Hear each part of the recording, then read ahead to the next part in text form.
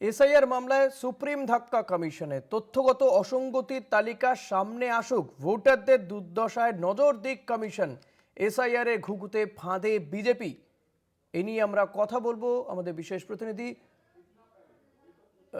সঙ্গে। তার আগে আপনাদেরকে আরও একবার জানিয়ে রাখবো, আজকে এসআইআর নিয়ে যে শুনানি হয়েছে সুপ্রিম কোর্টে, তাতে কিন্তু কমিশনে বড় ধাক্কা। এসআইআর মামলায় সুপ্রিম ধাক্কা কমিশনের, তথ্যগত অসঙ্গতির তালিকা সামনে আসুক। যে লজিক্যাল ডিসক্রিপেন্সির কথা বলা হচ্ছে, তাতে যে পরিমাণ মানুষকে এই নোটিশ দেওয়া হচ্ছে যাদের লজিক্যাল ডিসক্রিপেন্সি রয়েছে, 1 লক্ষের ওপরে ভোটার, তাদের যাবতীয় তথ্য ব্লক লেভেল অফিসার বা বিডিও অফিসে কিংবা পঞ্চায়েত অফিসে, সেই সমস্ত জায়গাতে কিন্তু সেই তথ্য বা সেই তালিকা টাঙাতে হবে, এমন নির্দেশ দেওয়া হচ্ছে।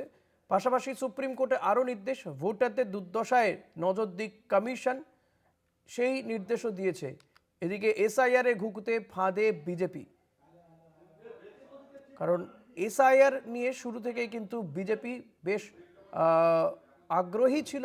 তারা বারবার বলেছেন তারা এ রাজ্য থেকে 1 কোটি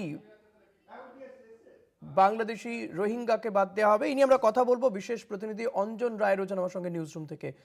অঞ্জন দা, যেটা জানতে চাইবো আপনার কাছ থেকে, যে এই যে এসআইআর এ আলটিমেটলি কিভাবে ফাঁদে পড়ে যাচ্ছে বিজেপি, কারণ এসআইআর নিয়ে বিজেপি সবচেয়ে বেশি সোচ্চার ছিল। তাদের বক্তব্য ছিল 1 কোটি বাংলাদেশি বাদ যাবে, কেউ কেউ 1 কোটি 20 লক্ষ বলেছে, কিন্তু আলটিমেটলি কোথায় গিয়ে ফাঁদে পড়ে যাচ্ছে বিজেপি?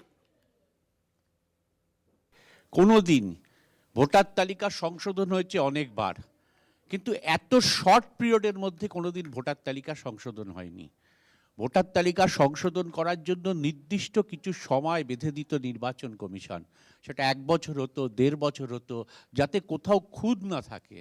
আমরা 92 সালে দেখেছি ভোটার তালিকা সংশোধন শুরু হতে, সেটা শেষ হয়েছিল 2002 সালে দেখেছি ভোটার তালিকা সংশোধন শুরু হতে, সেটা শেষ হয়েছিল 2003-04 সালের মধ্যে। মানে এই এতটা সময় লেগেছিল নির্বাচন কমিশনে। কিন্তু বিজেপি যে উদ্দেশ্য নিয়ে এসআইআর চালু করেছিল, যে শর্ট টাইমের মধ্যে বহু নাম বাদ দিয়ে দেবে, সেই জায়গায় কার্যত তারা আটকে গেছে। তারাও বোঝেনি যে এই আইনের জটিলতা এমন জায়গায় পৌঁছে যাবে যেখানে যেভাবে নাম বাদ দেওয়ার ইচ্ছা তাদের, সেইটা ফলপ্রসূ হবে না।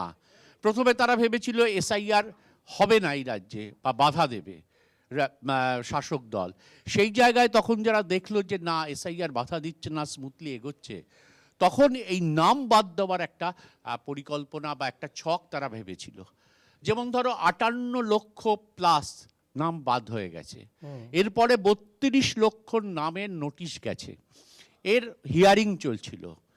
ইলেকশন কমিশন বলেছিল এই হিয়ারিংয়ে যদি কারোর নাম বাদ যায় সেক্ষেত্রে তারা কোনো কৈফিয়ত দেবে না, এবং এই হিয়ারিংয়ে কার্যত মাধ্যমিকের যে অ্যাডমিট কার্ড সেটা গ্রহণযোগ্য হবে না। কিন্তু সুপ্রিম কোর্ট আজ যেভাবে পরিষ্কার বলে দিয়েছে যে যাদেরকে হিয়ারিংয়ে বাদ দেওয়া হবে তাদের তালিকা পঞ্চায়েত অফিস থেকে শুরু করে এসডি অফিস সর্বত্র টানাতে হবে, এবং মাধ্যমিকের অ্যাডমিট কার্ড গ্রহণযোগ্য হবে। ফলে আবার একটা বড় ধাক্কা বিজেপির কাছে। ফলে সবটা মিলিয়ে তাদের রাজনৈতিক অঙ্ক যেভাবে তারা ভেবেছিল যে অন্য রাজনৈতিক দলগুলোকে তারা ফাঁদে ফেলে এসআইআরের মাধ্যমে বহু নাম বাদ দিয়ে তারা স্মুথলি ইলেকশনের জায়গায় চলে যাবে, সেই জায়গাটা ভীষণভাবে বাধাপ্রাপ্ত হয়েছে। এবং বাধাপ্রাপ্ত হচ্ছে বলেই কার্যত ফাঁদে ফেসে গেছে বলতে পারো বিজেপি। তাদের বিকল্প কি তা তারা এখনো ভাবতে পারছে না। তারা একটা কথা পরিষ্কার বলছে যে এসআইআর না হলে নির্বাচন হবে না, এসআইআর কমপ্লিট করতে হবে। এটা কিছুটা বলতে পারো থ্রেট, কারণ সত্যিই তো এসআইআর যদি কমপ্লিট না হয় তাহলে নির্বাচন কমিশন কিভাবে নির্বাচনে যাবে? যারা ইলেকশন চাইছে বা 5ই মের মধ্যে যাদের মেয়াদ শেষ হয়ে যাচ্ছে তারা হয়তো তারা দিতে পারে। ফলে এই প্রেশারটা একটা শুরু করেছে বিজেপি যে এসআইআর না কমপ্লিট না হলে নির্বাচন হবে না। কিন্তু সর্বোচ্চ আদালত পরিষ্কারভাবে জানিয়ে দিচ্ছে যে নির্বাচন কমিশন তাদের এখতিয়ারের মধ্যে কাজ করতে হবে, কিন্তু জনগণের নাম কেন বাদ দিচ্ছে তা জনগণকে জানাতে হবে। ফলে স্বাভাবিকভাবেই ঘুঘুতে ফাঁদে পড়ে গেছে বিজেপি। এই জায়গা থেকে তারা কিভাবে বেরোবে এখনো কিন্তু তারা বুঝতে পারছে না। একদমই। অঞ্জনদা, আপনি আমাদের সঙ্গে থাকুন। যে কথা আপনি বললেন যে বিজেপি এখন বলছে বটে যে এসআইআর কমপ্লিট করতে হবে, যেমনটা বিজেপির রাজ্য সভাপতি শ্রমিক ভট্টাচার্য বলেছেন, নো এসআইআর নো ভোট। কি বলেছেন দর্শকদের একবার শোনাই, আবারও আসবো আপনার কাছে অঞ্জনদা।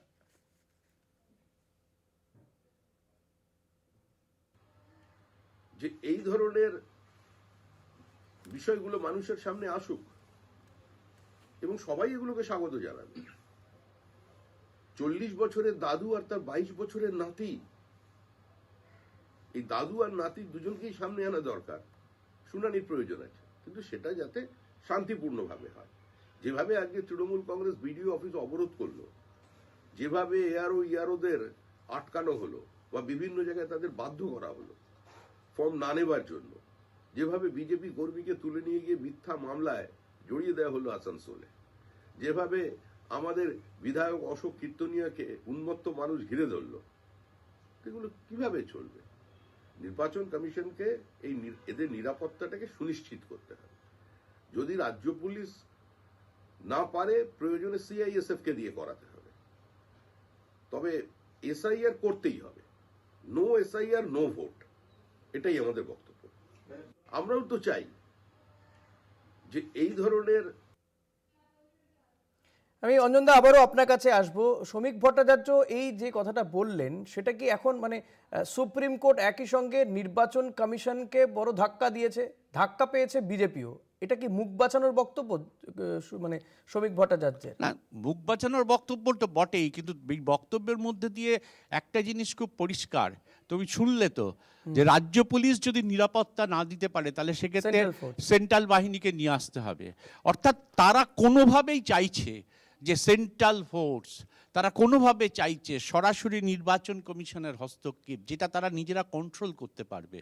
এই প্রচেষ্টাটা তারা ক্রমশ করে যাচ্ছে, এবং এইটা করতে গিয়ে তারা বারবার নির্বাচন কমিশন এই আদালতের কাছে ধাক্কা খাচ্ছে। এই ধাক্কাটা খাচ্ছে বলে এসআইআর প্রক্রিয়াটা কিন্তু ধীরে ধীরে ধীরে ধীরে পিছিয়ে যাচ্ছে। এবং এই যে 14ই ফেব্রুয়ারি লিস্ট বেরোনোর কথা ছিল, আমাদের কাছে যা খবর 14ই ফেব্রুয়ারি পূর্ণাঙ্গ লিস্ট বেরোচ্ছে না, সেটা পিছিয়ে যাচ্ছে 28 ফেব্রুয়ারি পর্যন্ত বা তারও বেশি।